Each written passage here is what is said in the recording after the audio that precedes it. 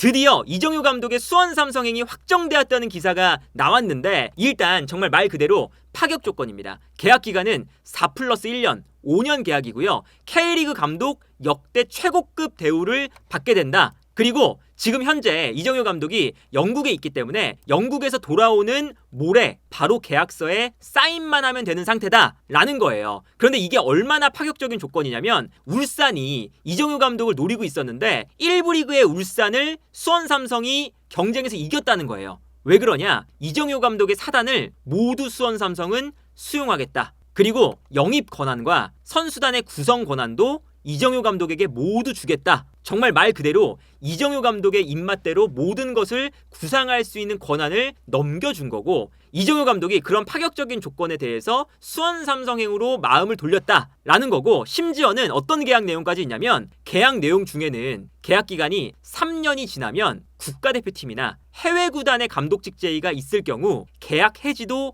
가능한 조항까지 포함이 되어 있다. 정말 말 그대로 수원 삼성은 이정효 감독에게 모든 것을 베팅한 계약 조건이라고 할 수가 있는 거죠. 그리고 원래는 15일에 발표를 하려고 했었는데 광주가 이정효 감독을 붙잡는 과정에서 계약 해지를 늦게 발표하게 되면서 이정효 감독도 광주와의 이 상황을 마무리하는 게 늦어졌고 그러면서 수원 삼성행 확정이 늦춰진 것으로 전해지고 있다. 그래서 어쨌든 지금 이 이정효 감독에게 모든 것을 수원 삼성이 다 주는 거잖아요. 선수단을 구성할 수 있는 권한 이거를 이제 준다는 것 자체가 이제 이정효 감독이 부임하자마자 수원 삼성의 모든 것이 바뀐다는 것을 뜻하거든요. 그럼 이제부터 중요한 것은 수원 삼성의 선수 구성이 어떻게 변화하느냐죠. 그래서 오늘부터 수원 삼성이 계약 만료가 된 선수들을 빨리빨리 내보내고 있습니다. 한호강, 김민우, 그리고 최영준, 황석호, 이기재 지금 순차적으로 계약 만료가 된 선수들은 내보내고 있는데 아무래도 이런 선수단 정리를 빠르게 하는 것은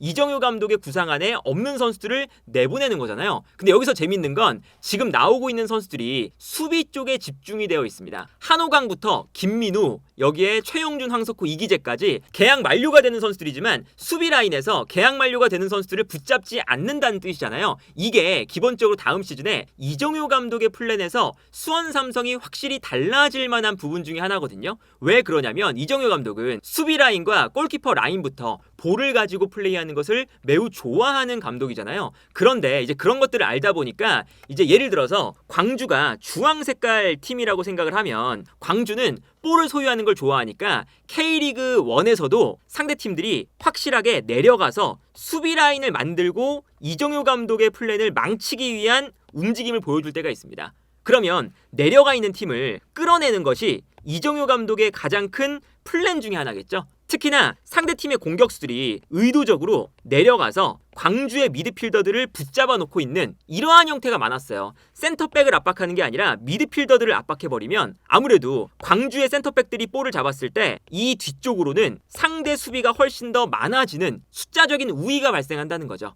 그래서 이 공간으로 끌려나가지 않겠다 라는 것이 광주를 상대할 때 굉장히 많은 팀들의 접근 방식이었거든요. 그러면 여기서 이정효 감독은 상대 수비를 한 명 한 명씩 차례로 끌어내는 작업을 하게 되는데 이때 자유로워지고 있는 센터백들의 움직임을 활용을 많이 합니다. 예를 들어서 여러 가지 변형이 이루어지기도 하지만 기본적으로는 좌우 풀백들이 측면으로 올라가 있을 때 미드필더가 이렇게 붙잡혀 있다가 한 선수가 내려와요. 그러면 센터백들이 좌우로 움직이겠죠. 상황에 따라서는 미드필더들이 그냥 앞에 있고 풀백이 안쪽으로 들어와서 3명을 만들기도 합니다. 근데 어쨌든 예를 들어서 이렇게 센터백들이 좌우로 분산이 되는 이런 구도를 만들어버리면 어떠한 장점이 있냐면 상대가 올라오지 않고 기다릴 때 이 센터백들이 과감하게 전진할 수 있는 기회를 가진다는 거예요. 그렇다면 결국에는 센터백이 볼을 가지고 과감하게 전진할 수 있는 능력을 갖춰야 되고요. 이렇게 볼을 가지고 올라간다는 뜻은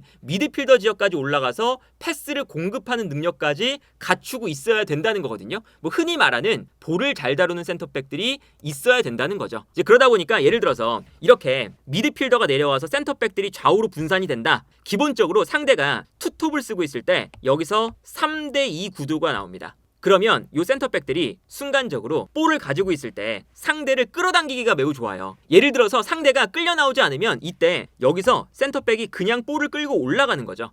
그리고 올라가도 이제는 뒤에 두 명이 있으니까 자연스럽게 센터백이 볼을 끌고 올라올 때 뒤에서 커버가 가능해집니다. 그리고 이렇게 볼을 끌고 올라가 버리면 어쩔 수 없이 예측하지 못하는 센터백이 볼을 끌고 올라오는 형태가 되다 보니까 여기서 누군가는 이 선수에게 붙을 수밖에 없어요. 그럼 붙는 순간 자연스럽게 2차적인 공간이 나온다는 거죠. 그래서 상대가 끌려 나오지 않을 때는 기본적으로 이렇게 센터백들이 압박을 안 받으니까 오히려 센터백들을 활용해서 볼을 전진시키는 플레이를 이정효 감독은 많이 가져갑니다. 뭐 예를 들어서 여기서도 3대2 구도다 보니까 상대 수비가 미드필더 라인에 박혀 있다가 이렇게 압박을 나오면 3대2 구도니까 반대편이 비면서 여기서 센터백이 볼을 끌고 올라갈 수도 있는 이런 구도가 되는 거거든요. 그래서 예를 들면 이런 장면입니다. 이 장면을 보면 이제 광주가 뒤에서 2명의 센터백이 있고요. 앞쪽에 2명의 미드필더들이 위치하고 있는 걸 볼 수가 있어요. 근데 이제 상대 선수들이 어떠한 방식으로 지금 대처를 하고 있냐면 공격수 2명이 센터백들에게 붙지 않고 광주의 미드필더 쪽에 붙어 있죠. 그러면 자연스럽게 미드필더들은 내려가서 수비를 할 수 있으니까 이 뒤쪽에서는 더 촘촘한 수비를 만들 수 있다는 장점이 생기는 거고, 그리고 광주의 이 센터백들이 볼을 가지고 있을 때 이 센터백들은 무용지물로 만들겠다, 이러한 선택을 가져가는 건데, 여기서 광주가 이 선수들을 끌어내는 동작이 필요한 거잖아요. 그래서 이 다음 과정을 보면 어떤 움직임을 가져가느냐, 센터백 사이에서 순간적으로 미드필더가 한 칸 내려가게 됩니다. 내려가면 자연스럽게 이렇게 3명의 구도가 만들어졌어요. 그런데 상대의 공격수들이 앞쪽에 붙어있는 상황에서 미드필더가 내려가니까 살짝 앞으로 좀 쏠렸죠. 그러니까 여기서 볼을 가지고 있었던 센터백이 그대로 볼을 끌고 올라갑니다. 그러면서 상대의 전형을 순간적으로 무너뜨리기 시작을 하는 거죠. 그리고 여기서 이제 왼쪽에 있는 풀백도 상대 수비를 한 명 끌어당기는 역할이기 때문에 살짝 내려와 있거든요. 그래서 이 다음 장면을 보면 센터백이 갑자기 볼을 끌고 올라가니까 여기서 어쩔 수 없이 가운데로 좁혀 들어가고요. 그리고 또 가운데로 좁혀 들어오면서 센터백을 막기 위해서 움직일 수밖에 없어요. 그러면 센터백이 여기서 볼을 끌고 올라가다가 측면에 있는 풀백에게 패스를 줍니다. 그러면 여기서 풀백이 오히려 패스를 받는 과정인데 그 순간 센터백이 올라간 김에 아예 미드필더가 돼버려요. 그리고 내려와 있는 미드필더는 센터백 한 명과 함께 수비 라인을 만들고 있는 거죠. 그리고 여기서 이제 볼을 받자마자 아무래도 이쪽이 비어있으니까 패스를 줄 수 있는 공간이 만들어졌어요. 그래서 앞쪽에 있었던 공격수가 원래 이제 본인이 마크하던 미드필더니까 무게중심이 앞으로 쏠립니다. 그리고 지금 볼을 가지고 있는 광주의 왼쪽 풀백의 마크맨은 당연히 압박을 들어가죠. 그런데 센터백이 요 라인 사이에 올라와 있다 보니까 이 선수가 지금 마크맨이 없는 상태예요. 상대팀 입장에서는. 그러다 보니까 여기서 이 사이 공간으로 주는 척을 하다가 앞 공간으로 그냥 찔러줍니다. 그러면 미드필더는 내려가 있고 센터백이 올라간 상황에서 여기서 센터백에게 공간이 생기고요. 이 공간에서 볼을 잡은 다음에 직접 센터백이 볼을 끌고 올라가면서 탈압박이 되는 이런 장면이거든요. 이런 것만 봐도 센터백이 순간적으로 올라가면서 상대 수비의 균열을 만들고 상대 수비가 예측하지 못하는, 그리고 상대 수비가 센터백에게 붙거나 아니면 센터백을 순간적으로 놓치게 되면 여기서 탈압박이 되는 장면들이 나오게 되는 거죠. 이 장면도 마찬가지입니다. 이 장면도 지금 광주가 4명의 이제 수비 라인이 만들어져 있고요. 2명의 미드필더 라인이 앞쪽에 배치가 되어 있습니다. 그리고 최전방에 이제 투톱이 있는 상황이거든요. 근데 여기서 상대 수비가 또다시 광주의 센터백들이 아니라 내려와서 광주의 미드필더들을 압박하고 있죠. 그러니까 여기서 촘촘하게 공격수들이 내려와 버리니까 미드필더도 같이 내려가 버리고 굉장히 뒤에서 촘촘한 수비 라인이 만들어져 있어요. 여기를 이제 끌어내야 되고 이 수비 구조를 무너뜨려야 되니까 어떤 방식이 되냐면 광주의 미드필더가 압박을 받고 있는 상황에서 센터백이 살짝 측면으로 나가기 시작을 합니다. 그리고 이때 센터백이 올라갈 수 있도록 한 칸씩 당겨주고 있어요. 그리고 이렇게 센터백이 올라갈 수 있게 순간적으로 미드필더 한 명이 내려오게 되고 센터백이 오른쪽으로 움직여줍니다. 그러면 이제 왼쪽 센터백은 편안하게 올라갈 수 있는 상황이 되겠죠. 그래서 이 다음 장면을 보면 미드필더 한 명이 내려오면서 뒷공간을 커버해 주니까 여기 있었던 센터백은 올라갈 수가 있게 되는 거예요. 근데 여기서 센터백이 올라갈 때 애초에 그 전 장면에서 보면 상대 선수들이 센터백은 안 막고 있는 거잖아요. 이 센터백을 이제 무시하면서 이 안쪽에서 우리가 숫자적인 우위를 만들겠다, 이런 건데 여기서 갑자기 센터백이 볼을 끌고 올라가니까 센터백을 마크하는 선수가 없는 거죠. 그래서 이 장면을 보면 광주의 미드필더를 아까 공격수 한 명이 붙잡고 있었고 광주의 올라가는 풀백을 아무래도 상대팀의 윙어가 붙잡습니다. 그러니까 센터백이 순간적으로 볼을 몰고 올라가는데 이 공간에서 센터백을 막을 사람이 없어요. 그래서 센터백이 끌고 올라갈 때 미드필더가 내려와서 뒤를 커버해주면서 상대가 예측하지 못하는 플레이를 하게 되는 거죠. 그래서 이 다음 장을 보면 순간적으로 센터백이 아주 편안하게 올라가기 시작을 합니다. 근데 이렇게 올라가면 결국에는 어느 순간에는 이렇게 한 명씩 붙어 있다가 하더라도 누군가는 끌려 나와야겠죠. 그게 미드필더 라인에 있는 선수였어요. 센터백이 무한정 끌고 나오면 안 되니까 여기서 견제를 하기 위해 올라옵니다. 그러면 수비 라인과 미드필더 라인 사이가 벌어지겠죠. 그래서 이 다음 장을 보면 센터백이 끌고 올라오면서 한 명을 끌어내니까 끌어내는 순간 공간이 발생을 하기 시작합니다. 요 사이에. 그리고 이때 풀백이 올라가면서 이제 측면 공격수가 안으로 들어왔기 때문에 측면 공격수 한 명과 최전방 공격수 한 명, 요 두 명의 선수가 요 라인 사이로 이제 들어와요. 그래서 이 공간으로 패스를 보내주면서 이제 광주의 빌드업이 완성이 되는 거죠. 순식간에. 그래서 이 다음 장면을 보면 센터백이 볼을 끌고 올라왔을 때 미드필더가 어쩔 수 없이 이 공간으로 붙는 순간 여기에 공간이 발생을 하니까 안쪽으로 내려오는 선수에게 패스, 그리고 다시 패스가 들어가면서 여기서 이제 공간을 만드는 걸 볼 수가 있습니다. 그러니까 이런 식으로 센터백이 과감하게 볼을 달고 전진할 수 있는 이런 구조를 만들어줘야 된다는 거죠. 다른 장면도 마찬가지입니다. 이 장면도 보면 여기서도 지금 상대 두 명의 공격수가 광주의 미드필더 두 명을 마크하고 있어요. 광주는 이렇게 넓게 포백을 쓰고 있죠. 그러다 보니까 지금 여기서 미드필더 두 명이 살짝 내려오면서 상대 공격수들을 끌어내고 이때 센터백들이 오히려 측면으로 올라가고 있습니다. 그리고 이제 이 풀백들도 의도적으로 올라가면서 어떤 장면을 만드냐면 수비를 달고 뒤로 물러나게끔 만들어요. 그러면 센터백들이 올라올 수 있는 공간이 여기 생기겠죠. 그래서 이 다음 장면 보면 패스가 오른쪽으로 가거든요. 그래서 오른쪽 센터백이 여기서 볼을 가지고 편안하게 전진을 합니다. 상대 공격수들은 광주의 미드필더들을 붙잡고 있고, 그리고 측면에서는 풀백이 올라가다 보니까 상대의 측면 공격수가 내려가고 있고, 그러면 이 공간이 발생을 한다는 거죠. 그래서 이 다음 장면을 보면 볼을 끌고 센터백이 올라가니까 어떤 장점이 생기냐, 센터백이 볼을 몰고 올라가면서 수적인 우위를 여기서 만들어주는 거예요. 한 선수가 플러스가 되는 거죠. 그리고 여기서도 이제 재밌는 장면이 센터백도 볼을 몰고 올라왔고요, 측면에서 풀백이 올라가고 있고, 이때 측면 공격수인 아사니가 안쪽으로 들어와 있습니다. 그리고 최전방 공격수인 신창무가 내려와서 여기서 어떤 모습을 보여주고 있냐면 수비를 끌어냈고요, 그리고 또 한 명을 끌어냈어요. 근데 여기서도 아사니와 풀백이 두 명이다 보니까 2대1 구도가 되고, 여기서 2대1 구도가 되는 건 센터백이 올라오니까 어쩔 수 없이 상대 미드필더가 원래는 풀백을 따라가다가 어느 순간까지 계속 볼을 몰고 올라오니까 어쩔 수 없이 튀어나가야 돼요. 그럼 튀어나갔을 때 여기서 2대1 구조가 된다는 거죠. 이게 센터백이 볼을 몰고 올라가는 가장 이제 큰 이점이라고 할 수가 있겠고, 여기서 볼을 끌고 올라가다가 측면으로 줍니다. 풀백에게. 그러면 어쩔 수 없이 또 끌려 나가야겠죠. 그러면 아사니는 여기서 안으로 들어와 있다가 순간적으로 돌아뛰는 형태가 될 수가 있는 거죠. 그리고 아사니가 돌아뛸 때 붙잡지 못하는 이유도 순간적으로 신창무가 최전방에 있다가 살짝 내려오면서 수비를 끌어냈어요. 그러다 보니까 이 아사니가 뛰어들어갈 수 있는 공간이 편안하게 나옵니다. 그래서 이 다음 장 보면 풀백에게 볼이 가고요, 풀백이 볼을 잡으니까 순간적으로 수비가 끌려 나올 때 아사니가 돌아뛰면서 여기서 넓은 공간이 만들어집니다. 그리고 이 공간으로 패스가 들어가는 거죠.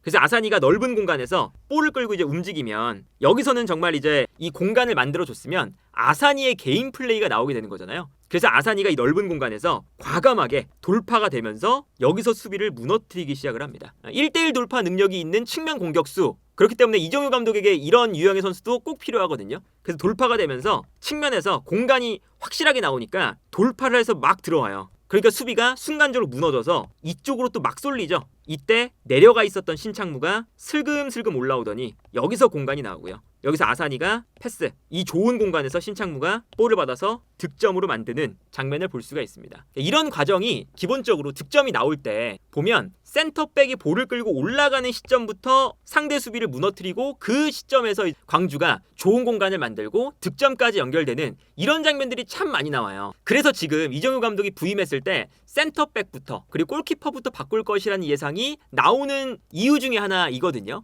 예를 들면 이제 수원 삼성 같은 경우에 2부 리그에서는 수원 삼성이 볼을 많이 쥐고 경기할 가능성이 높잖아요. 그러면 상대도 수원 삼성이 전력이 좋으니까 아까 광주를 상대하는 팀들처럼 내려앉거든요. 예를 들어서 수원이 4-4-2를 쓸 때 상대 공격수들이 한 칸 내려가서 미드필더들을 붙잡는 거죠. 그러면 이 센터백들이 자유로워지는 상황을 여기서 이제 이정효 감독이 활용하고 싶을 텐데 여기서 좌우 측면 공격수들이 올라가 있고요. 그리고 풀백들도 올라가면서 붙잡고 있습니다. 그러면 이때 미드필더가 예를 들어서 한 칸 내려온다. 그러면 좌우 측면으로 센터백들이 분산이 됩니다. 그럼 여기서 이제 이런 구도가 만들어지니까 상대 공격수들이 한쪽으로 붙어버리면 한쪽에 있는 선수가 올라갈 수 있는 이런 이제 구도가 자연스럽게 만들어지는 거예요. 그런데 권한규 같은 이 선수가 아무래도 이정효 감독의 입맛에 안 맞는 선수가 될 가능성이 높아 보이는 거죠. 그리고 여기에 더해서 이러한 역할을 수행하기가 어렵다고 판단이 되는 황석호라던가 아니면 한호강이라던가 이런 이제 센터백 라인의 선수들을 순차적으로 내보내는 이유가 분명해 보인다. 그리고 여기에 더해서 센터백들 뿐만 아니라 풀백들의 움직임도 굉장히 기동력과 움직임을 필요로 하는 역할인 거죠. 예를 들어서 이렇게 센터백들이 남아있을 때 백스리를 만들어주는 게 미드필더가 내려와서 백스리를 만들어줄 수도 있지만 아무래도 풀백들이 안쪽으로 좁혀서 백스리를 만들어줄 수 있는 이런 구도도 자연스럽게 만들어주는 거잖아요. 그리고 상황에 따라서는 어떠한 구도도 만드냐면 미드필더 한 명은 기본적으로 올라가서 볼을 받아주는 역할을 해주고 미드필더 한 명이 있을 때 풀백들이 좁혀서 여기서 이제 이 풀백들의 움직임을 활용을 하는 이런 구도도 많이 만들거든요. 그러다 보니까 풀백이 여기서 안쪽으로도 들어와 줘서 여기서 수적인 우위를 만들어줘야 되고 상황에 따라서는 내려가서 백스리를 또 만들어줄 수 있어야 되고 이런 구도를 계속 만들어줘야 되는 거예요. 그리고 상황에 따라서는 이렇게 백스리가 됐을 때 아까랑 이제 비슷한 구도니까 볼을 끌고 올라가 줄 수도 있어야 된다는 거죠. 본인이 압박을 받지 않을 때는. 그래서 예를 들면 이제 이런 장면입니다. 이 장면을 보면 이제 광주의 왼쪽 풀백이 볼을 끌고 이제 올라가고 있는 장면이었어요. 그리고 여기서 이제 풀백이 볼을 끌고 올라가다가 좌우 측면 공격수가 넓게 배치가 되어 있고요. 그리고 가운데에 최전방 공격수 2명, 미드필더 1명이 이렇게 배치가 되어 있습니다. 근데 여기서 상대 수비가 이미 다 갖춰져 있는 상황이기 때문에 더 들어가지 않고 그대로 볼을 가진 풀백이 안쪽으로 볼을 몰고 들어오다가 뒤로 패스를 보내줘요. 다시 재정비해서 시작을 한다는 거죠. 수비를 끌어내기 위한, 어차피 안쪽에 모여 있으니까 끌어내기 위한 작업을 시작을 하는 건데 여기서 풀백이 안쪽으로 볼을 몰고 들어간 김에 그냥 패스를 주고 안쪽으로 들어가 버립니다. 그리고 이때 이 구도가 되니까 아까랑 비슷한 구도를 또 만들기 시작해요. 센터백 2명이 있는데 이때 3명의 선수가 자연스럽게 만들어지면서 각도를 만들어야 되니까 미드필더가 이렇게 아래쪽으로 내려옵니다. 그래서 이 다음 장면을 보면 센터백이 2명 있는데 미드필더가 내려오면서 백스리, 요 좌우 측면에서 볼을 끌고 올라갈 수 있는 자리를 만들어주고 있고요. 그리고 이때 풀백이 안쪽으로 들어가서 본인이 미드필더 자리에 있으니까 중앙 미드필더의 역할을 수행을 해요. 그리고 오른쪽 풀백도 안으로 들어와서 중앙 미드필더의 역할을 수행하는 거죠. 그래서 미드필더가 결과적으로는 내려오는 선수가 1명 있고요. 그리고 올라가서 미드필더 숫자를 늘려주는 선수가 1명 있었습니다. 그러면 이 가운데는 풀백 2명만 남게 되는 매우 재미있는 이제 구도가 형성이 되는 거죠. 그러니까 이 광주가 기본적으로 이 수비 라인에서 어떤 구도를 만들든 우리가 형성하고 싶은 이 3명의 구조와 2명의 이 미드필더 구조를 만든다. 예를 들어 이렇게 만들었을 때 누가 서 있더라도 우리 동료 선수가 이 안쪽에 서 있으면 나는 내려와서 백스리의 구조를 만들어야 된다. 이러한 이제 형태가 머릿속에 다 공유가 되어 있는 거죠. 그래서 여기서도 이러한 구도를 딱 만들어 놓으니까 여기서 이제 어떤 상황이 발생을 하냐면 특히나 광주의 왼쪽 풀백이 가운데로 들어가 버리니까 원래 이 선수를 마크하던 상대의 오른쪽 측면 공격수가 이 선수를 따라가야 될지 아니면 내려가 있는 이제 자리가 바뀐 미드필더를 따라가야 될지 굉장히 이제 고민을 많이 하게 돼요. 여기서 이제 고민을 많이 하고 있는 상황인데 이때 문제는 풀백이 가운데로 들어가는 순간 앞쪽에서 이제 광주의 공격수가 1명 내려와 있고 그리고 미드필더가 올라가서 상대의 미드필더 2명을 붙잡아 놓고 있죠. 그러다 보니까 이 공간이 확실하게 발생을 또 했습니다. 그리고 상대의 최전방 투톱이 뒤에 있는 이제 백스리에게 아무래도 시선이 쏠릴 수밖에 없잖아요. 그러다 보니까 이 라인 사이에 간격이 발생을 한 거죠. 그리고 이 라인 사이로 좌우 풀백이 이제 들어와 있으니까 이 공간으로 패스를 과감하게 넣어줍니다. 그래서 이 라인 사이에서 광주가 풀백들이 받아서 넘겨주는 풀백 간의 연계 플레이가 나오고요. 그리고 여기서 이제 안쪽으로 풀백이 왼쪽에서 가운데로 들어와 있다 보니까 아무래도 수비가 한쪽으로 좀 쏠릴 수밖에 없는 형태잖아요. 그래서 수비를 쏠리게끔 만들었다가 한 번에 방향 전환, 반대편으로 패스가 넘어가면 아까 처음에 나왔었던 경기장을 넓게 쓰던 측면 공격수에게 넓은 공간이 또 생기는 걸 볼 수가 있습니다. 이런 식으로 이제 수비를 끌어당겼다가 공간을 만드는 이런 과정 자체가 광주가 참 유기적으로 발생을 한다. 그리고 이때 풀백들도 계속 가운데로 들어갔다가 백스리도 만들었다가 어쩔 때는 측면으로 올라가면서 센터백이 끌고 올라올 수 있는 공간을 또 만들어줘야 됐다가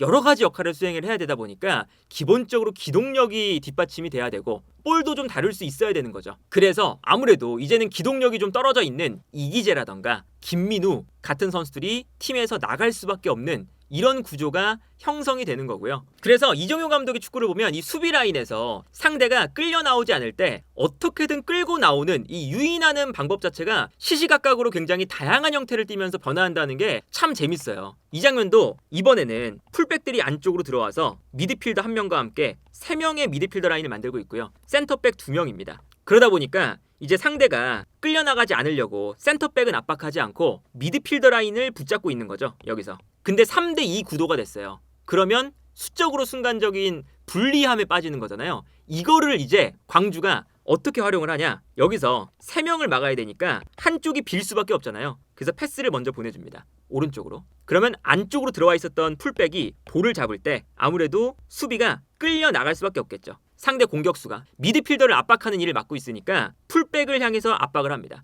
그리고 나머지 한 명을 압박을 했어요. 그러면 반대편에 공간이 생긴다는 거죠. 결국에는 이 구도가 상대가 이렇게 끌려 나오지 않을 때 3대2의 구도를 만들면서 이 2명에게 수비가 쏠리게끔 만들고 반대편의 공간을 넘겨주는 거죠. 그래서 이 다음 장면 보면 아까 보여드렸던 것처럼 한 명이 끌어당기고 또 한 명이 끌어당기면서 상대가 끌려 나오지 않는 공격수들을 끌어냈고 이때 반대의 공간이 발생을 합니다. 근데 여기서도 더 좋은 공간을 만들기 위해서 여기 공간이 발생을 했지만 여기 있었던 미드필더 역할을 하고 있는 왼쪽 풀백은 가운데로 들어왔다가 달려나가요. 그러면서 앞쪽에 있는 미드필더를 뒷걸음질치게 만듭니다. 그러면 결국 여기서 또 센터백에 올라가는 공간이 만들어지는 거죠. 그래서 반대편으로 패스를 전환시켜줬을 때 센터백이 여기서 볼을 끌고 올라갈 수 있는 공간이 형성이 됩니다. 이때 보면 달려나가면서 광주의 선수들이 상대 선수를 뒷걸음질치게 만들어주니까 볼을 끌고 올라갈 수 있는 매우 넓은 공간이 형성이 되어 있는 걸 볼 수가 있는 거죠. 그리고 이제 광주 축구에서 굉장히 이제 재밌는 장면 중에 하나가 또 이런 장면인데 이 장면은 심지어 센터백이 볼을 끌고 올라왔어요. 굉장히 높게.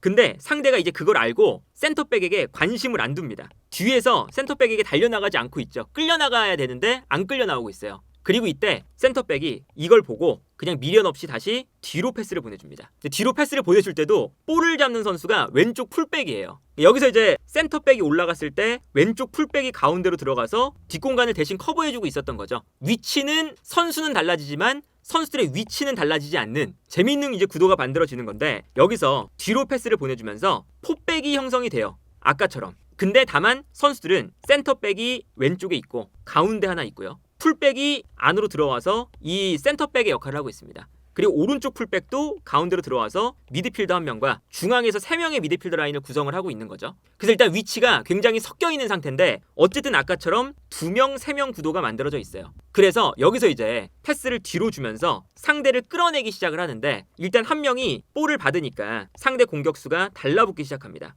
이렇게 달라붙으면 오히려 광주 입장에서는 달려 나오는 걸 더 좋아하죠. 그러다 보니까 볼을 받아서 한 번 더 뒤로 넘겨요. 근데 여기서도 3대2 구도다 보니까 여기서 문제는 상대 공격수가 여기로 과감하게 못 달려갑니다. 달려가면 반대가 비는 거니까요. 그래서 여기서 순간적으로 못 달려갔어요. 그러면 가운데 있는 선수가 편안하게 볼을 잡게 되는 거잖아요. 3대2 구도가 만들어지니까 이렇게 편하게 잡을 수가 있는 거고 그러면 여기서 어설프게 지금 2명의 공격수가 3대2 구도인데 올라와 있으니 2명이 올라오는 이 공간을 활용을 해서 앞쪽에 있었던 미드필더가 한 명 내려옵니다. 그래서 이 공간으로 패스를 넘겨주죠. 그러면 동시에 상대 미드필더가 한 명 또 올라오게 돼요. 이미 앞으로 나가 있기 때문에 이 공간을 좁히기 위해서 미드필더도 달려나가게 되거든요. 그러면 달려나오는 선수가 있으니까 볼을 잡자마자 달려나오는 걸 인지하고 받아서 다시 뒤로 줍니다. 근데 여기서도 결국에는 여기서 숫자가 많으니까 패스를 주고 받고 다시 이제 받아도 여기서 숫자가 많기 때문에 계속 비는 공간이 발생을 하는 거죠.